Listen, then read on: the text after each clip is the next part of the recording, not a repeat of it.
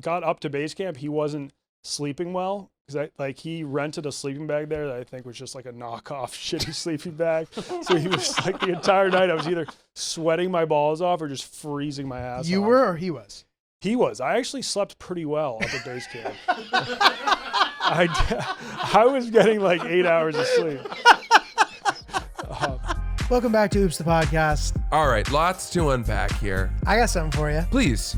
Julio, I don't know where you came up with that idea. Dude, this guy was a huge turkey. What is this, Japan? Which is Yeah. one of the reasons why I hadn't told you about it. No, and I also just assumed you were saving it for the pod if you were going to tell me, Yeah. which of course you were. Oh, but- yeah.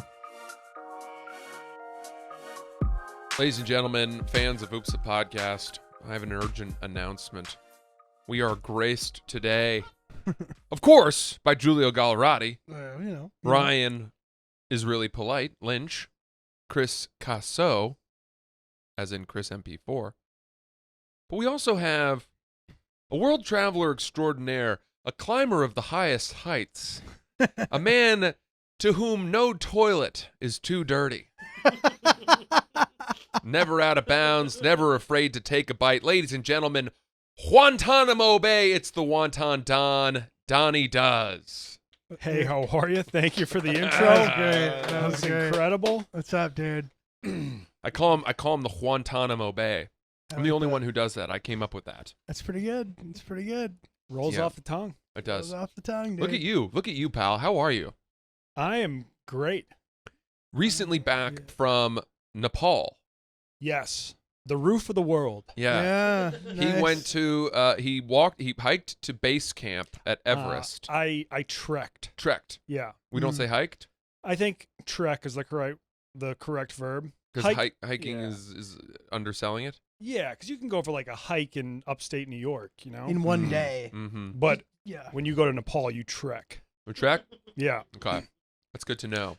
So, I feel like a hike is a one-day thing, and then a trek is like if it's multiple days, Right. maybe. that I have makes no sense. idea. It makes sense to me. Yeah. Yeah.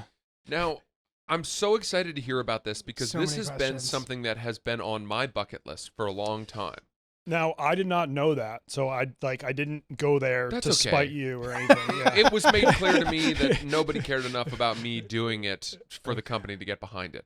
Okay. So I had the first in Francis 1.0 at Barstool, Generation 1, I did pitch to the sales team that I wanted to do a trek, I guess, to base camp at Everest to perform stand-up comedy for those who would make summit bids, who would try to climb the mountain as a last, Final effort chuckle. to give them a laugh before they go on this dangerous, arduous journey. The highest comedy show in the world or something like that, we would call it. And they were looking at trying to get some cool sponsors for it, but that never happened. And then you've pulled it off, which is a testament to your sellability and how much the company believes in you. Yes. And it was actually not originally my idea. I happened to meet someone at the World Cup who was like, I'm trekking to base camp with this guy Nims from 14 Peaks. Yes. Oh, dude, and, sick. And he was going to be climbing Everest. And I was like, I don't think I'm like in shape to climb Everest, but it would be awesome to join you guys on the trek up to base camp. Cool. Which was great because I got to spend like 5 days up at the camp, where normally when you book a trek, you spend like 8 days hiking up there. Mm-hmm. Then you're there for a half hour. You take a photo being like, I'm at base camp. And then you just start hiking back down. Is that right? That's Yeah. all you get there? Yeah. Do they not want people around? Yeah. I think you need like a special permit to actually sleep at the base camp. Oh. But because I was traveling with people that were going to continue up the mountain, I was able to crash there. And you spent 5 nights? 4 nights and 5 days. So first of all, anybody who has not seen 14 Peaks, it is one of the most spectacular, underappreciated documentaries that has maybe ever been made. Yeah. The guy literally climbs Everest hungover. He doesn't just climb. This guy He Nims. jogs Everest. He is Yeah. a freak of nature, this guy. Yeah. That seemed like one of the easier mountains for him in that Yeah. doc. Yeah? Yeah. How is he as a guy, hanging with him and stuff? He's intense, but he's a great guy. He knows what he's doing, but he runs a very tight ship. Mm. So if you're fucking around up there, you know, he'll let you know. No, he didn't have any qualms with me, but he was like, he's very busy and also seemed like very stressed out because he started this company now where, you know, if you're willing to pay him like 80 to 200K, you know, he'll bring you up to the top of whatever mountain you want. So Basically, he'll carry you almost. no, but he'll make sure you come home in one piece. Right. Right. Yeah, so he had like a crew of, I don't know, maybe 15 people, and like it's his responsibility to get them to the top of Everest. Jesus. And he takes it very seriously, but that's got to be a very high stress job. So Yeah. I had always heard stories about him, how like he drinks all the time. He's a hard partier and everything. Like there was GQ wrote an article like Nims, the controversial king of hardcore climbing. But this season, just because he has so many clients, he's actually not drinking at all. Wow. Yeah.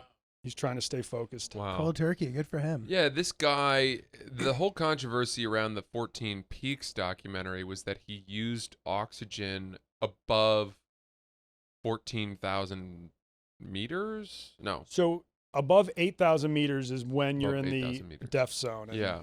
and need oxygen. And he did it in a hybrid fashion where he would take the oxygen once he got above the certain height, right? Yeah. And What's they're sa- controversial about that? the controversy was that people who historically have made the bid to summit all the 14 The 14 tallest mountains in the world. tallest mountains in the world, Yeah. the purists say you should do it without oxygen, period. Wow. None at all. And he used oxygen because he had to do it. He wanted to do it in one season. He did it in like Yeah. 9 months And or it's something, like yeah. you only get a month. That's Yeah. how Yeah. long the season is. And he had to, in order for him to be able to do it that quickly, he had to be able to use Got it. oxygen. Got it. Yeah. I mean, doing it without oxygen is insane. Yeah. Yeah. And to 8,000 meters, what, like 23 something thousand feet? Yeah, I can't do the math. You probably could. Isn't it like, isn't that It's like 8,000 roughly times 3x, but not. 3.5 maybe? Is it or more? something? Yeah, I don't know. Okay. Okay. So more than 20, so 25,000? It's 26,246. That's That's crazy. so insane. So base camp is what, 19,000 feet? 17,500. Is that the highest up you've ever been? Yeah. Yeah. That was I mean, even at the very beginning of the hike, I feel like I was the highest I've ever been. Yeah, I'm sure. Yeah, it's fucking high. And where do you fly into? You fly from Kathmandu to Lukla, which is known as like the most dangerous runway in the world Yeah. because it's that one that's like built into a cliff. Yeah. Nice. Yeah, so if you come in short, you're just You're getting fucked. pancaked. But I don't know. I felt, yeah, and you board this rickety old plane where I felt like I was being deployed to a war zone, but it was like World War I because it seemed like a World War I quality plane. That's funny. Someone rolls open the bombing door. As you can yes. see below, Yes. yaks. Dude, that's crazy. Yeah, it was like a 20-person plane, but we still had a stewardess. We had like a stewardess who was sitting in the back with me, and the flight was maybe 30 minutes. And so like once you get to cruising altitude that you're only at for like 5-10 minutes, she walks down the aisle, hands everyone a mint, and then sits back down. And that's her entire job as the stewardess. That's I love that. ridiculous. She's almost like, are you sure you want to put me on the most dangerous route Yes. in the world just to Yeah. hand out mints? Like, can we get me Yeah, on the Kathmandu to Kuala I did Lumpur not route? need a mint on that 20-minute Nobody flight. wants to die with bad breath. Yeah. Yeah. So, okay, sorry, go ahead. No. Well, in relation to NIMS, so you pay somewhere, like you said, between 80 200K. You can climb any mountain you want, and you know you're going to get back in one piece. Is it one of those things where like you could sort of choose a budget tour, but you might be risking your life by doing that? Or is everybody really risking their life by doing it? I think when it comes to climbing Everest, it's going to be pricey no matter what. Mhm. Maybe like you could do it for 50K or maybe 40K. I don't know. That would be the lowest. If you just want to hike to base camp, be up there for an hour, take photos, hike down, you could probably find a guide to take you on that trek for below 2K maybe. Oh, nice. Wow. Yeah. And it's 8 days? Yeah, usually it's around that long. And then 5 days back. but I was luckily like, we spent all this time hiking up, and then I was like, shit, like there's nothing I can really film on the hike down that would be interesting, and I don't want to spend another 5 days on this cold mountain. Yeah. So I called up Big Cat and I pitched him an idea that if like I filmed a commercial, like a promo for his coffee company, if he could pay for the helicopter straight from base camp back to Kathmandu. Yeah, he was like, just like, tell Barstool if they don't approve the expense, I'll quit. He was like, I always have that card. So yeah, I haven't submitted the expense yet, but it actually was $950 a person for me and my camera guy. Yeah, not terrible. Not bad at It all. was taking you from base camp all the way back to Kathmandu. Yeah. You had one guy you brought with you? Yeah, yes. And is it hard when you're doing Who went with you? Sorry. Michelangelo? Okay, yeah. Yeah. A lot of people were concerned about him because I guess he's like known around the office for smoking a lot of weed, and so they were like, yeah, like he's gonna get altitude sickness. yeah. So people came up to like, are you sure you want to bring him of like all cameramen? Yeah. But no, he handled himself well. When we got up to base camp, he wasn't sleeping well because he rented a sleeping bag there that I think was just like a knockoff shitty sleeping bag. So he was like the entire night I was either sweating my balls off or just freezing my ass You off. were or he was? He was. I actually slept pretty well up at base camp. I was getting like 8 hours of sleep. So you had the same sleeping bag as him though, but you were fine with it? No. I had someone else on the trip had an extra sleeping bag. He was nice. like, I'll bring it for you. So mine was legit. Yeah, Nice, dude. yeah. Nice. That's I would sick. go so ham at REI before Yes. going on a trip like that. Yeah. I mean, I would want everything the best. And I think your comedy idea up there would work because people are kind of bored. There's a lot of just like sitting around and getting used to the altitude. Right. There's no like communal tent for like all of the camps. So you would probably just have to be like a roving comedian. Oh, well, yeah, I think we could get everyone together. I could go in the day. I could tell people there's going to be a comedy show later. They have this Hand out great comedy comedian. flyers. Yeah. Show up at, around the teapot at whatever, 6 p.m. That's a good idea. Yeah. Yeah, I don't think there Yeah, wasn't I'll do like it now. Now, right that you've just gotten home. No, and well, just but yeah, buried me with yeah. a far better idea. I mean, no, I wish like when you told me that idea, I was like, fuck, I should have been practicing my stand up. I could just jack your idea into it. But yeah, no, there was no like town square or something like that. Right, But no, you could choose a spot for all the people to meet. When I looked at this trip myself, I noticed that there was the sort of roughing it trek, which you're camping and whatnot, and then there was this sort of more luxurious one where you're staying in Sherpa Villages on the way, which have running water and toilets and beds. Yes. Is that what you guys did? Yes. Nice. Oh, nice. So I didn't have to actually use the sleeping bag until we made it up to base camp. Yeah. And then we were in like one of their very basic tents, but then some of the people who were more of the like VIPs or high rollers, they had these cool little mini igloos almost, which had like a bed frame and everything like that. Like I was just sleeping on a pad on the ground, but they kind of had their own little rooms. But they didn't have heating. It was still very cold. Wow. Okay, so I've heard a few things. I've heard that marijuana, speaking of, grows wild in the Himalaya. That could be the case. You didn't see any? Michelangelo ended up just bringing his own. He brought his own weed to... No, he brought a weed pen. Wow, okay, fair enough. Which was a risky choice, seeing we had a layover in Qatar. Yeah, dude, wow. Yeah. You can get clipped for that there, right? Like, yeah, sort of? I think so. Yeah. Like maybe the security is less intense when it's just a layover. But yeah, no, I've heard the hashish there is very good. Yeah. Now, I want to hear more about this trek. I want to hear more about this journey. What were the meals like?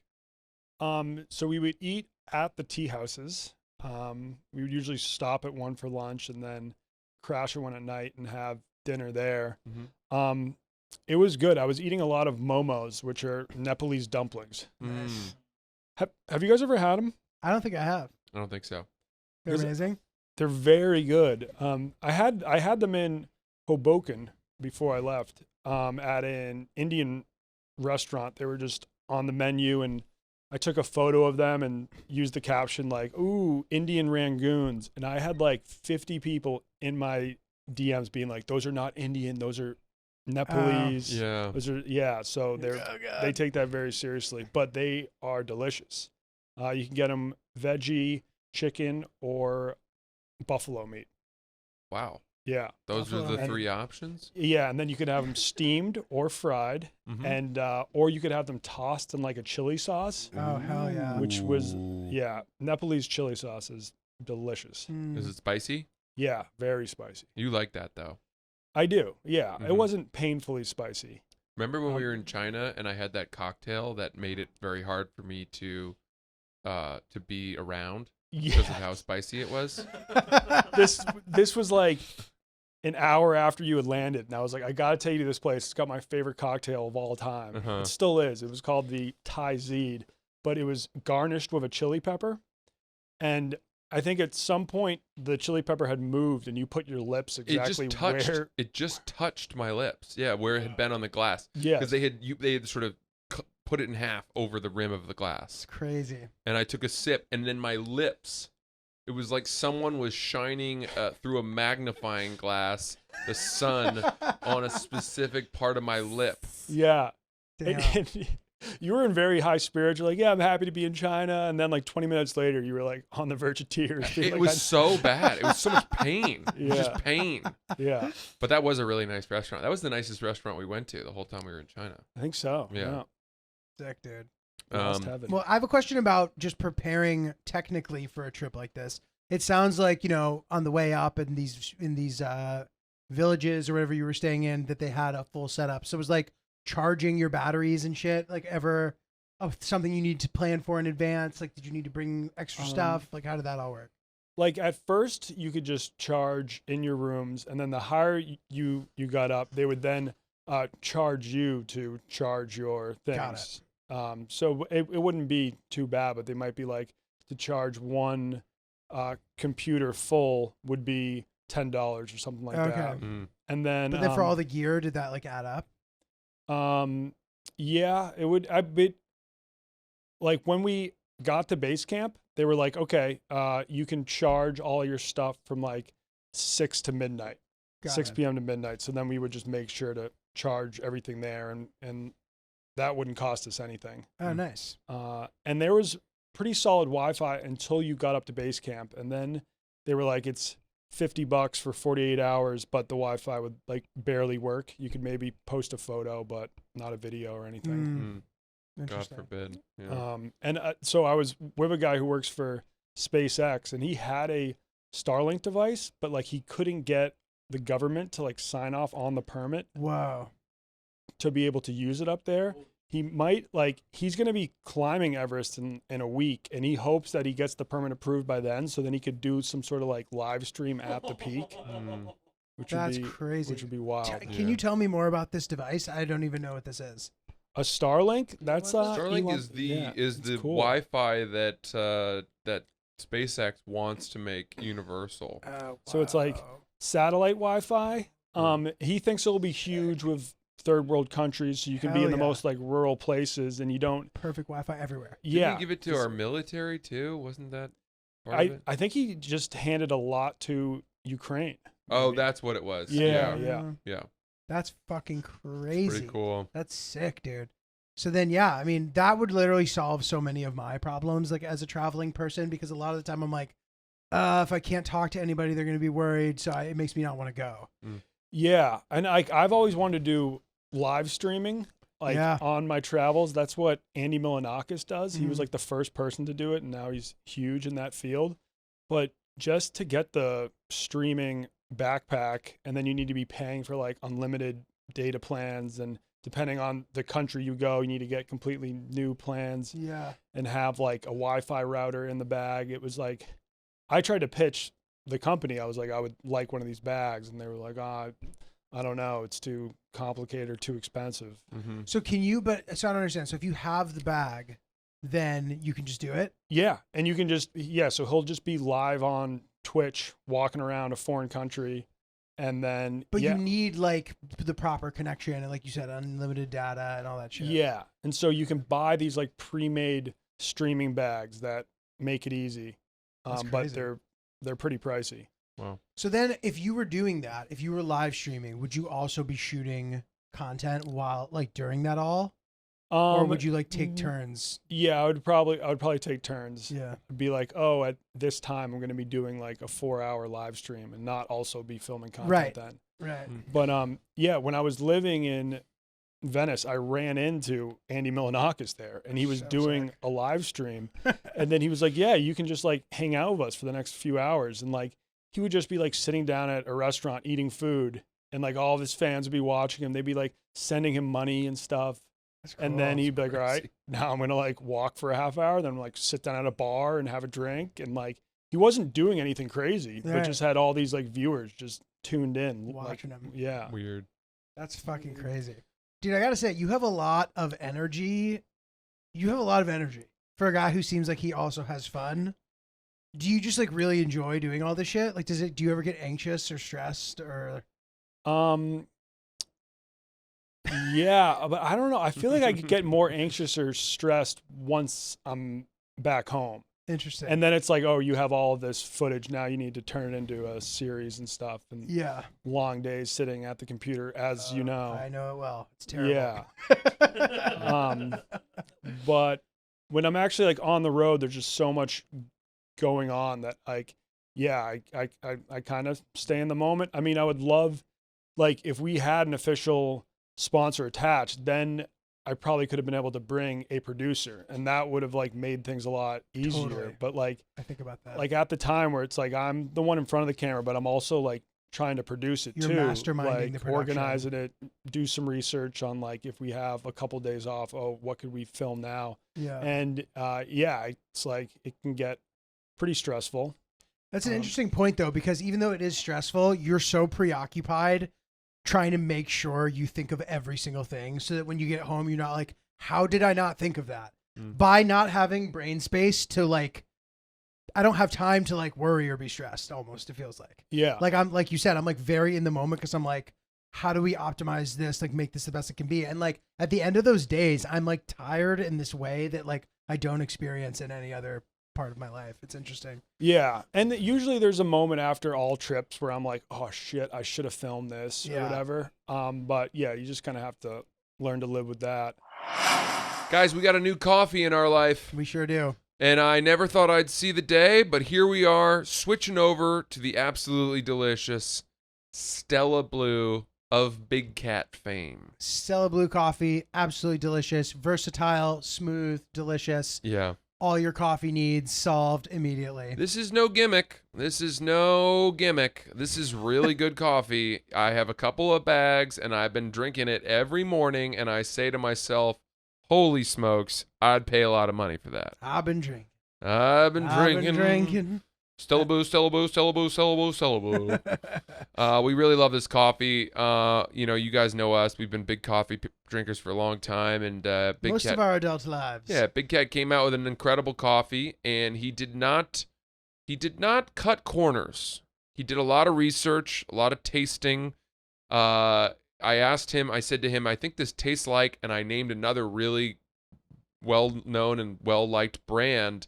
And he goes, we were actually kind of using flavor profiles from them. And, you know, trust me, this is high-end stuff. This is really good coffee. So right now, guys, go to StellaBlueCoffee.com and use promo code OOBS for 10% off your next order. Do us a favor. Please enjoy just your coffee. Don't waste that beautiful moment. Did you guys, on your route, did you see any avalanches or was there ever any risky business that happened? No, I know a few people, a few Sherpas died up at the Khumbu Icefall, which is like the first part of the trek, like the day I arrived in Kathmandu, not at the base camp. And then like a few days ago, an American doctor died at Camp 2 up on Everest. From what altitude? Yeah, sickness? it was altitude sickness. Yeah. I think he just didn't wake up in the morning. You can Oh just my die from God. that, Yeah. Yeah. and you just It's don't, bad. and you don't know if you're gonna be the one who dies, right? You just like, Well, I think you're probably showing some symptoms, so that's why it's important. Like if you're not feeling okay, to let people know and interesting, maybe start heading back down. right? Yeah. Um, Isn't there a medication for it, but you have to take it when you're at a lower altitude? Yeah, so we were taking that, and right after we started taking it, the leader of our group was like, "We don't want anyone taking Diamex, which is the medication." And we were like, "Oh, well, we already started."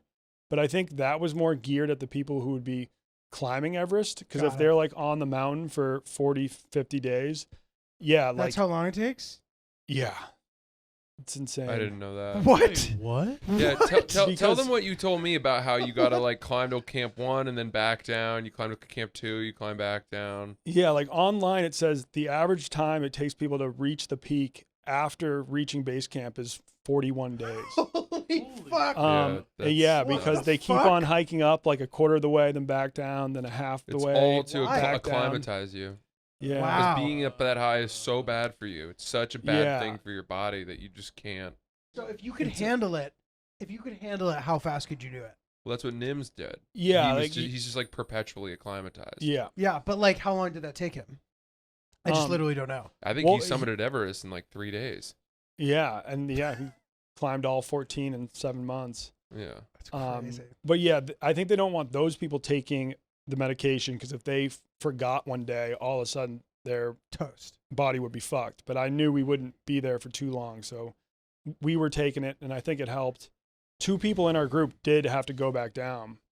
Really? Yeah, there was like a camera guy working for NIMS, and he got like 1 day away from base camp, had to be sent down to Kathmandu, and was in the hospital for a couple days. Goodness. Damn, dude.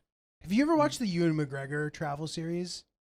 No. He has 3 of them, and they're awesome. They're like super random. I'm like, this is a thing. He rode motorcycles from like London across the Bering Strait and then across America to New York. Oh shit! Yeah, I've heard of that. Yeah. I've not seen it. Hmm. So he does that. Adopts someone on the way over who's still his adopted daughter, by the way, Holy in shit! Mongolia. And then like I Seems forget, like an unsafe way to bring a child home. I forget which trip on it was your on because motorcycle. then they did Scotland to South Africa, Yep. and then they did the southern tip of Argentina to wherever, Canada or something. But on one of those, the camera guy got altitude sickness, and like seeing the guy go through it, and like they weren't even that high up. Like I don't know how high they were, in like Chile somewhere in the mountains in the Andes or something. And dude, like seeing how fucking sick that guy was, like scared me. I was like scared of the idea of getting altitude sickness Yeah. up there. You know? Yeah.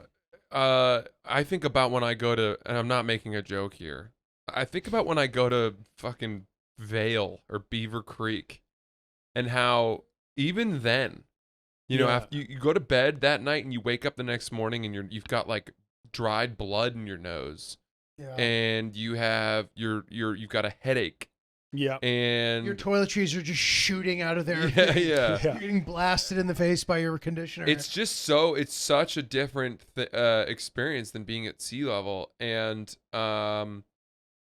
that's only, I mean, the top of Vail is like just over 10,000 feet, maybe it's 11,000 or something. Ryan, if we could figure that out, that'd be good. And then to imagine going to base camp, which is what you said, 17, Yeah. just another crazy. order of magnitude. I've never been that high Yeah, up.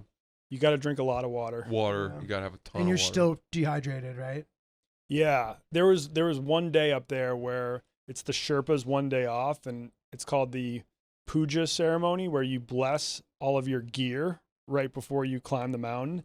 And that turns into a party afterwards, where they were like, everyone was pounding beers and rum, and like that was the one day I had quite a lot to drink, and I was like, I'm gonna be fucking wrecked tomorrow. Were you? Yeah. Yeah, I was. But it also, like, I didn't have to drink as much as I normally would have No. to, I feel it. yeah, have gotten drunk. So Dude. you were. It sounds like you were pretty at ease that this wasn't as was there ever a moment where you thought, oh golly, I'm in over my head here. This is really hard. I don't know if I can see this through. Yeah, but it was not related to climbing. Oh, It was I tried Nepalese mad honey. Have you ever heard of Oh, that? I saw you No. posting about it. No, what's the deal? I heard. Yeah, so some guy went on Rogan and like brought some in, and they each did like one spoonful or anything, something like that. I had always heard it called hallucinogenic honey, so I was like, oh, this sounds so cool. This is going to be like shrooms or whatever. It was nothing like shrooms. It's like this crazy. Well, first off, I was told to just do 1 teaspoon, wait an hour and a half, and then you can maybe do like another half teaspoon. And I filmed the whole thing, so I'm looking back at the footage, and he like tells me that very directly. And I started off with 2 teaspoons, waited an boy. hour, was like, I don't feel anything, and then did a third. And boy. it hit me hard. Where at first it felt kind of cool. You have this like warm, cold sensation rushing through your body. Your hands and feet and ass are all like tingling.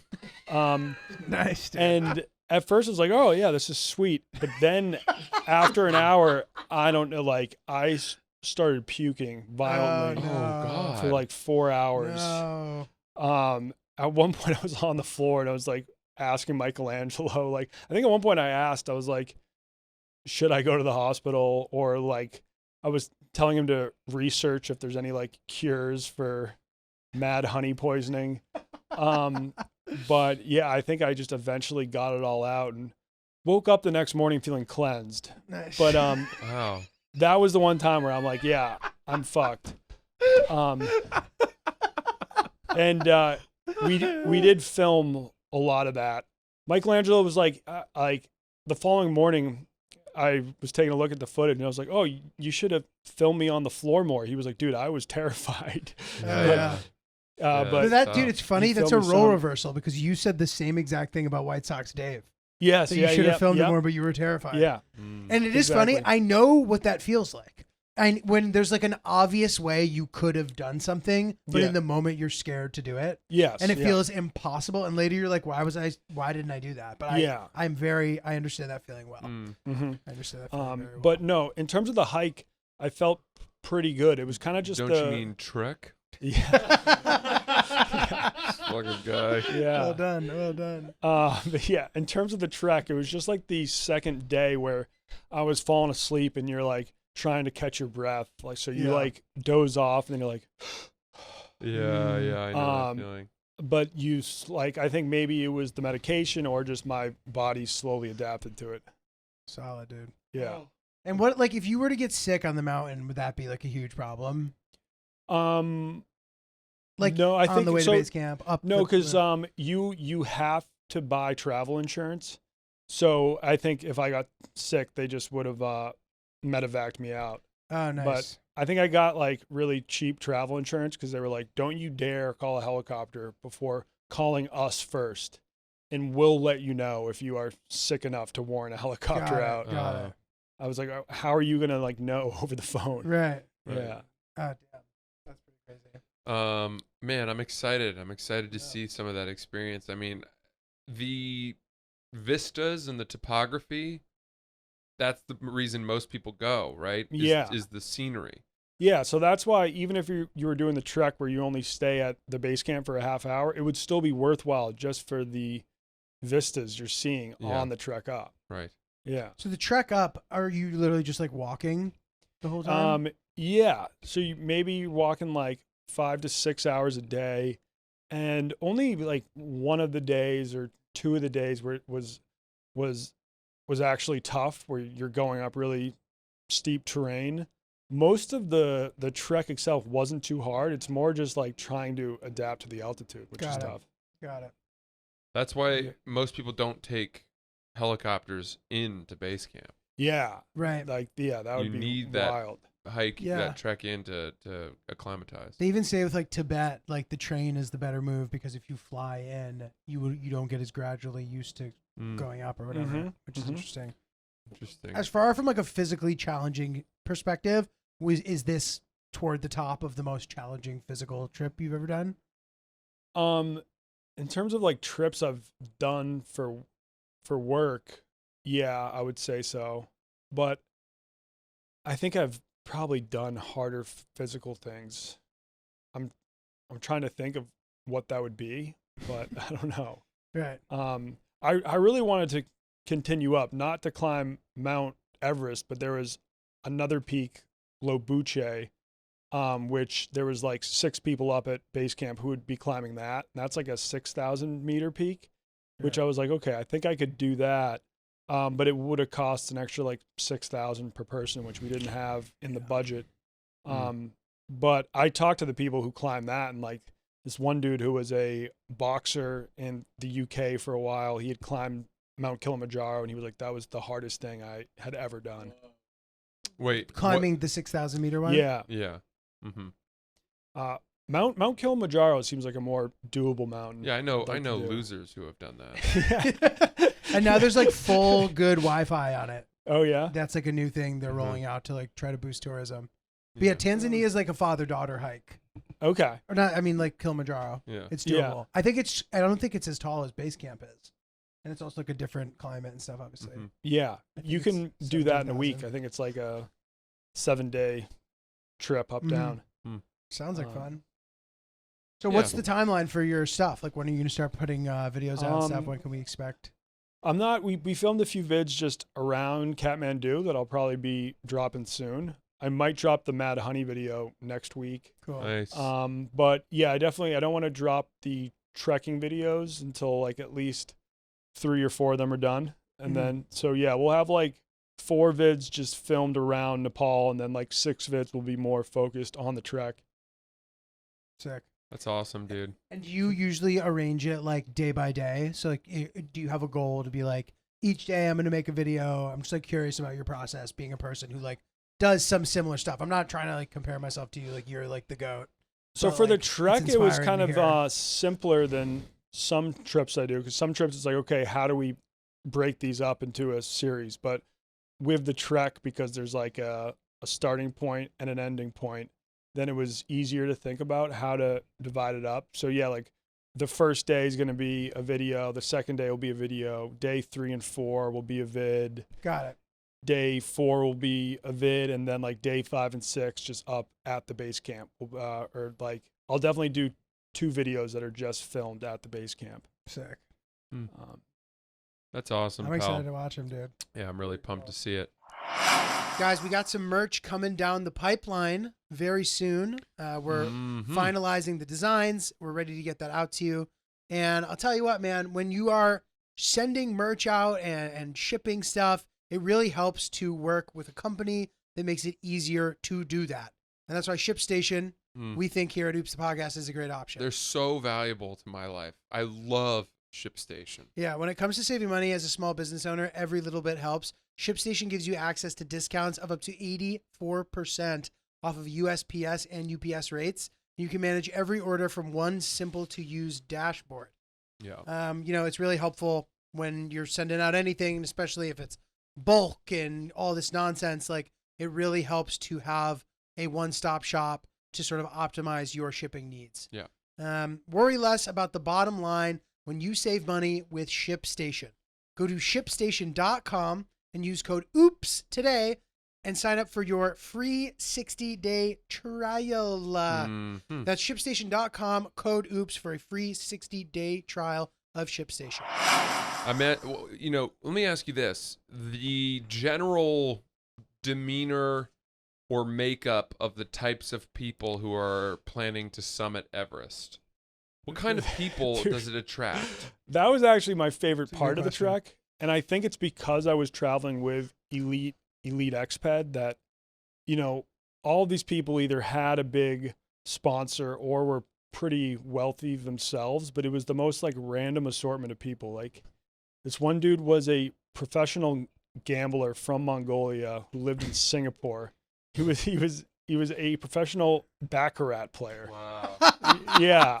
We asked him like, what's the most money you've won? He's like, in one sitting, like 1.7 million USD Oh my God. playing baccarat. That's supposed to be the best odds game, right? Is that right? Yeah, I think over yeah. time, the odds are the most in your favor. Yes. Playing baccarat.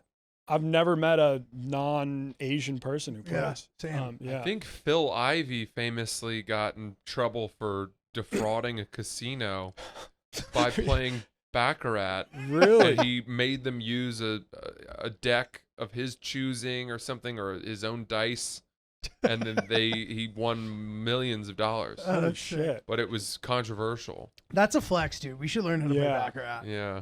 That'd be fire. Just show up to the that part of the casino, start ripping the Baccarat tables. Mm-hmm. You had these bros from Vancouver whose father had passed away from a brain tumor, and they were doing the hike to raise money towards research into That's that cool. That's type nice. of brain cancer. They were climbing Everest. Yeah. Damn. Yeah.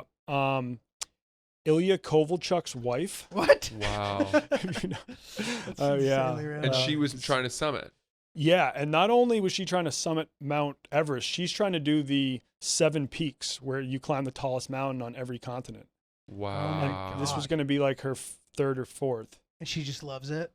I guess, yeah. Yeah. It's like, yeah. Because I could see taking that on and doing 2 and being like, dude, fuck this. And Yeah. then quitting. You know, Yeah. I mean, I don't know. I just don't know. Being away from your family for 50 days? Yeah. That's so long to be gone. yeah. Um They're just worried that you're going to die every single day. Yeah, of it. exactly. That's crazy. It's like going to a war that you're creating. yes. Very good. Yeah, like Very good. I don't like after the trip, I love the trip. I don't have a strong urge to just pick that up as my main hobby because it would completely take over your life. Yeah. Totally, dude. More than stand-up comedy. Yeah, I think so. These Yeah. people, though, they're obsessed. They're obsessed. Yeah. You know? And there's always some different version of the challenge. Yes. As you said, the 7 peaks. Mhm. Right. Has anyone got their 7 peak belt? Well, then there's the 14. Yeah. Then there's the, doing it with oxygen, doing it without oxygen, doing it for speed, doing it, Mhm. you know what I mean? Like there's just so many different challenges that I feel like you could constantly, Make a new one. I was the first person to summit Everest with a cat in my bag. Yeah. Cat's Yeah. dead, Well, but I made it.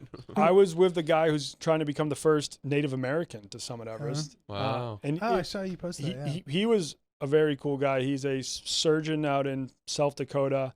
He got married when he was 19, now has 3 kids, went straight from college to medical school and stuff. So he's never really had a lot of time off and stuff. And when you're working as a doctor, he just had to work extra hard the year before. And then they were like, okay, you can take this month and a half off. Bank time, yeah. And he was just enjoying it. It's probably the only time he's ever had kind of Yeah. away from work, his wife and his kids. So, Yeah. yeah. Damn, dude, that's crazy. Oh man. Very cool. Do you have any other trips planned? Any other adventures coming up? I'm doing my first Barstool outdoors trip, which I'm very excited about nice. with Sydney Wells. We're gonna be spearfishing in the Bahamas. Sick. It's gonna be Wow, a fun. 4-day trip, but I mean I'm very pumped for that. Fire. That's awesome. That's great. Yeah. So Have you ever done spearfishing?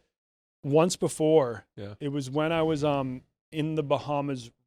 I went to the Bahamas right before the pandemic broke out. Uh-huh. Because some random I fan remember online. This. You told me this story at his apartment. Yeah, Yeah, it it's was so it was funny. insane. That's when I couldn't go back to China because COVID was running rampant there. So I didn't have a place in the U.S. I was either staying with friends in New York or with my parents up in Mass.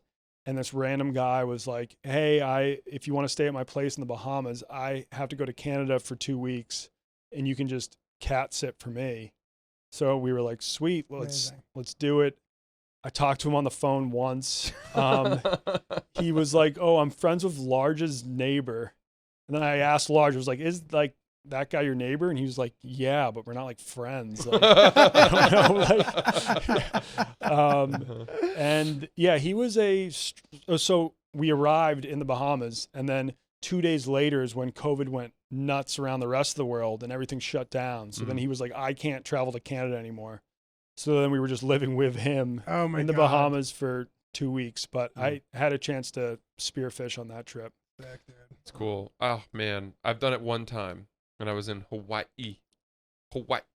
Hawaii. And it was this thing. We were at a really, I don't know, I was with 3 of my buddies in college, and one of my buddies had a really nice house out there that was part of this kind of resort kind of community type thing. And every day you did a different activity. And on this day we were going spearfishing, and it was not with the guns. It was like the sling. Yeah, that's what I use too. Yeah. Yeah. The sling. Sick. The traditional way. Yes. And they give you a chart of fish. It's a laminated chart, which you're meant to carry with you, so that when you're seeing the fish on the reef, there's a bunch of fish you're not supposed to kill. They're like endangered or Yeah, whatever. yeah, and then there's fish you kill, and You there's come fish up you here, don't I got kill. one. Yeah, and I mean, I was having such a hard time. You get anywhere near the fish and they just bounce. They're like, yeah, we know what you're doing up there, buddy, with your friggin' spear. Yes. And so you start thinking like, I don't know if I really care about the whole what's off limits and what's on limits, but I also just gave up. I mean, I just stopped. My buddy, someone You got a seal. I had seen one fish that looked injured. Yeah. And I remember looking at the chart briefly and being like, I think that's a no-go fish. It's also acting real weird. It's the only fish I've seen that seems like it'd be really easy to kill. Yeah. So I'm going to let that one be. And I come out of the water, and 15 minutes later, my buddy comes in with that fish stuck to his spear. Yeah. And the woman who was organizing the whole thing comes out and starts crying. Oh my god. He'd gotten a puffer fish. Okay. Oh my what- God. A puffer, which I guess are fucking sacred, and you don't shoot them. And the reason that he'd been able to get it is because one of my other buddies had shot it and wounded it, and it was like half inflated and on its Oh my side. And then my God. other buddy came along. We just violated every rule Yeah. of this, and the whole crowd of them, all the people that were like running the shop that you rent the flippers and the spears from, they came out and they were so upset, dude. They were so upset. They were, one of them, the woman started crying, That is full so on weeping, crazy. because you're really not supposed to kill them. No. And we all What felt did so your friend bad. do? Was he like, it was his fault. He shot him first. No, because we didn't find out that my other buddy had tried first until late. He didn't Oh, say of course. anything. Why would he do that to Yeah. himself? We didn't find out about that until later. And he like realized his mistake and just left it to sort of slowly die, I guess. But Good instincts, dude. yeah. I'm a little bit worried now because the first time I went, we were going for spiny lobster, which was like not as hard. Langoustine? No, I Is think that no. not what they're called? No, like a langoustine's like halfway between a shrimp and a lobster. Is that right? Okay. These were full-fledged lobsters, but not like New England lobsters. Right, They were right. the spiny ones. I feel like that's slightly easier because you come from up top, they don't really see you. Yeah. Are they But fast? they're fast. They're also really sharp. So I got Yeah. one, but I didn't like fully get it, so I had to like wrestle it out with my hands. And even though I was wearing gloves, like the spikes like went through the gloves, Oh, and my fuck. hands were Ooh. bleeding. Oh Ouch. shit, Um, dude, that's crazy. But I feel like spearing it like an actual fish and making sure it's a fish I'm allowed to kill will be Yeah. a little tougher. Yeah. Boy, that'll be fun though. What a cool way to hunt. Yeah, like I feel like Cool. that's it's a more honorable way to fish than just throwing in a hook. I agree. 100%. Are you gonna be? It's the Baccarat of fishing, dude. yeah. For sure. Yeah. 100%. Are you gonna be scuba diving to do this? Free diving. Free diving? Yeah. This is gonna be hard. I think Yes. this is gonna be hard. I don't know. My experience in Hawaii was not easy. Okay. It was very hard. So, Maybe my lungs though are now like super powered because I'm Yeah. used to breathing the thin air. Well, make sure not to pick up that e-cig anytime between now and then. No, that's why I've been doing the Zins. Nice. Oh, interesting. So wait, this is soon? We leave on Memorial Day Nice. and then come back on June 1st. Sick, dude. Can I also shout out that Julio hit me up with a content idea a few This weeks is ago. funny, this is Okay. funny. I want to hear about this. What he goes, dude, we should do this. It's the Somaliland Marathon. Oh my God. Oh, I thought it was the Somaliland half marathon. It's a full-on marathon. But his reply was hilarious. Is it in Somalia? Yeah, but Somaliland, which is like different. The Disneyland of Somalia? It's autonomous. It's like no, but it's not like going to like Mogadishu. It's like not supposed to be that dangerous. But I don't know. Something to me, the idea of being like I'm training for the most difficult challenge of my life, and it just shows me running without revealing that it's in Somalia to me is funny. I don't know. Yeah, no, I think it'd be very funny. I mean, yeah, that would be harder than the Everest base camp trek, dude. For sure. He goes, yeah, let's warm up with the Pyongyang, North Korea half marathon while we're at it. Oh my God. I had to go distance run in war-torn countries. It's a very odd conceit. Dude. Yeah, I feel like there's a lot of opportunities to get kidnapped along that route. But no, I had a friend in China who ran the Pyongyang half. Oh, marathon. actually? Yeah. Dude, I like couldn't said tell. it was a good time. It was a very funny response. But I just assumed it was you being like, yeah, dude, that's insane. No, I knew someone who had So ran funny. it, but it was before the whole auto warm beer thing. Yeah. And then after that, I was like, okay, I'm not going to go to North Korea. But it says, yeah. It says Was there a time in your life when you were trying to get to North Korea? I was considering it just because I had talked to like 2 people from China who had been, and they. 2 Westerners? Yeah. Wow. I would go. Now? Yeah. I Enough would. time has passed. Yeah, I guess the one thing you want to just be sure that you don't end up filming something they don't want you to film, and then they're like, "Oh, he's a spy." Yeah. Well, that's the first thing. The other thing is don't come home and write a blog saying how nice they are. Oh, yes. Oh, you're talking about me? Yeah. Oh, dude. I didn't even do that, bro. I didn't even do that. I know. I'm with No, you. no. Don't worry. I'm That's making funny. a joke. I don't think we talked about it in the pod. I got shit about a blog that I wrote about Afghanistan, but like it was also like not actual shit. Like the guy who wrote it, without even talking to me, then apologized for writing it, and by him writing it is what turned it into a thing to begin with. If he hadn't shit on me for it, Yeah. Nobody would have said. would have thought about He it. was Yeah. triggered. Yeah. Yeah, I mean, when I came back from Iraq, I was like, "Oh, the people were so nice," but I felt like people in the armed services, they weren't really offended because it's not the same people in charge in Iraq who were in charge when they were there. And I just think the word Taliban can be. It's triggering for Yeah. sure. But you Yeah. could also make the same argument. Like it's not the same. It's not the literal same Taliban. Yeah. Yes. And, you know, but yeah. And Sure. dude, I wasn't fraternizing with the Taliban in any capacity. well, you know what I mean? and when you're there, you kind of have to like fraternize a little bit just to like Totally. stay on their good side. Absolutely. And I sort of Um, like allude to that a little bit, I think. But in my stuff, I will kind of like show that also. Yeah. But dude, I've been seeing some of the guides who I worked with over there have been posting pictures of like tours that they've been leading or whatever. And there's like very Taliban heavy pictures and stuff. Mhm. So I don't know if there's been some evolution there with like them wanting to be and stuff. yeah. I didn't want them in my shit anyway. Yeah. So like I'm fine There's- with it, yeah. but it's interesting to see it develop. Yeah. So do we know if that YouTuber is still in jail? I looked it up yesterday. I don't think there's an update, but I was watching Yeah. it. Dude, it's funny you say this. I was watching his videos last night. It's just a bunch of videos of him like geeking out, shooting like AK-47s with the Taliban in the desert. Yes. I It's, feel like, like you're a crazy. little more culturally aware to like Yeah. not get thrown in jail over there. 100%. So to me, North Korea, I don't know, dude, like tons of people have visited North Korea. I understand that the auto warm beer thing happened and it's like shitty. And I don't know specifically what happened, but like, I like my chances in general, to be Mhm. honest. I would go there. Yeah. I don't know. Just don't. I used to have like shades that had a camera in them. Oh Like, yeah. If I got caught in North Korea with those, they'd be like, "All right, Oh, this yeah. guy's working for the CIA." You know I- what's funny? sorry, go ahead. Sorry. I'm only because it's directly related Please, to this. You could use those in Afghanistan and they would have absolutely no fucking idea. Okay.